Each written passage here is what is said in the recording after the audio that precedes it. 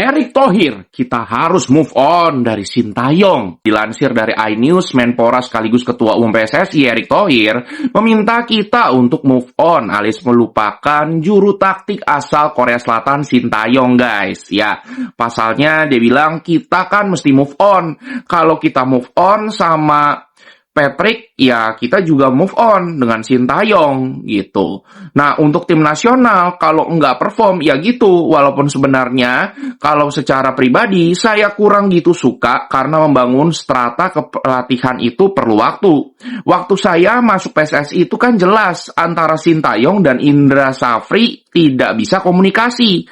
Masing-masing senior, masing-masing punya, ya kan tidak mudah. Lah, baru terakhir zaman Patrick kita bisa bikin strata. Tapi itu pun karena gagal. Ya gimana ya kan, katanya. Sekarang kalau ditanya, pusing nggak? Ya pusing. Ya kenapa? Ya ini kan pelatihan senior. U20, U23 kan hilang. Ya tutupnya katanya. Pak Erick Thohir bilang gitu, guys. Ya kalau menurut gua, gimana mau sekarang disuruh move on? Move on aja Pak Erick sama itu Patrick si bintang laut lah. Kita nggak bisa move on lah. Gimana mau move on? Secara Sintayong sudah memberikan fondasi yang tepat, strategi yang tepat, fisik, mental, karakter, semuanya ya ke timnas Indonesia dengan progres 5 tahun yang menurut saya ya luar biasa gitu loh Pak Erick. Aduh. Gimana guys menurut kalian? Ya. Apakah siap-siap ya pelatih Belanda lagi? Aduh. Apakah gimana ini? Apakah kans Sintayong untuk kembali ke timnas Indonesia jadi semakin kecil ya? Soalnya kayaknya Pak Erick nggak mau nih kayaknya nih ya. Egonya masih tinggi ya. Kayaknya gimana ya? Kayak masih susah gitu loh untuk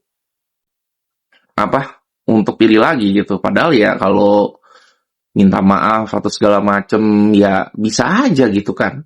Dan katanya udah follow-followan juga di Instagram, ya kan?